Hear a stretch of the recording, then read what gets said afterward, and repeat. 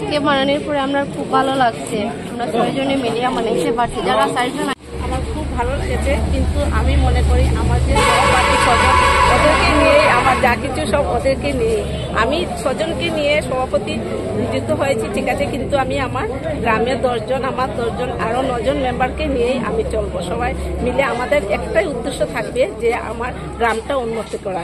আমরা কিভাবে এখন আমরা 10 জনে হাত মিলিয়ে একসাথে কিভাবে जय श्री राय जिंदाबाद जिंदाबाद जिंदाबाद विद्युमती राय जिंदाबाद जिंदाबाद जिंदाबाद मासूक अहमद लश्कर जिंदाबाद जिंदाबाद जिंदाबाद रियाजुद्दीन बड़ भैया जिंदाबाद जिंदाबाद जिंदाबाद जिंदाबाद जिंदाबाद जिंदाबाद विकास लश्कर जिंदाबाद जिंदाबाद जिंदाबाद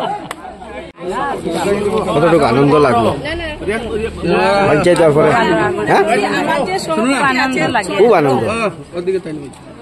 জিপির সাধারণ মানুষ আমরা অনেক দিন থেকে আমাদের পঞ্চায়েত নিয়ে একটা জটলা ছিল, সেই জটলাটা শেষ হয়েছে এবং আমরা মাননীয়া শ্রীমতী অনুমতি রায় মহাশয়কে অনুপমা রায় মহাশয়কে আমরা পঞ্চায়েত রূপে পেয়েছি।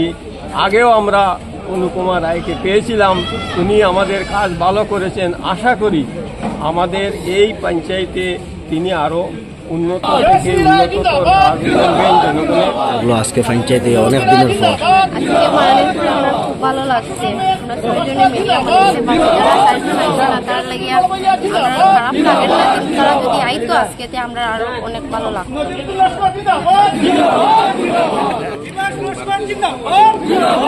আজকে আমাদের এই যে পঞ্চায়েত নির্বাচন হয়েছে, সেই পঞ্চায়েত নির্বাচনে আজকে আমরা রেজাল্ট পেয়েছি, রেজাল্ট পাওয়ার পর থেকে আমরা কাকে পঞ্চায়েত প্রতিনিধি হিসাবে বা পঞ্চায়েত কাকে আমরা বানাবো সেই প্রচেষ্টায় আমরা ছিলাম। কিন্তু এখানে দেখা গেল একবার আমাদেরকে সবাইকে 10টি গ্রুপের মেম্বারকে ডাকা হয়েছে, ওনারা 6 জন এসে পৌঁছেছেন। এরপরেও আরেকদিন 10 জনকে ডাকা হয়েছে, এরপরেও 6 জন এসে এখানে উপস্থিত হয়েছেন।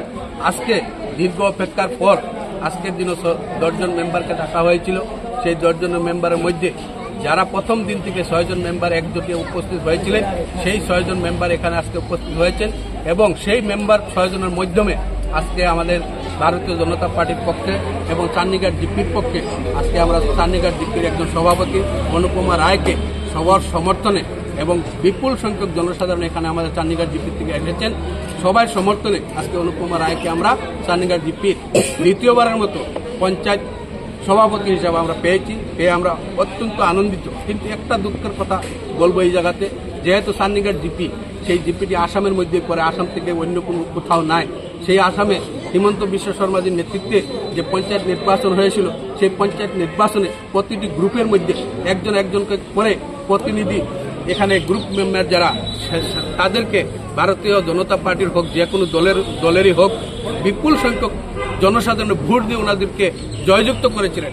আজকের দিনে এখানে 3বার করে ডিসির মাধ্যমে, বিডিও মাধ্যমে, আমাদের সরকারের মাধ্যমে ডাকা হয়েছিল। আজকের দিনে এই 4 জন মেম্বার এখানে অনুপস্থিত।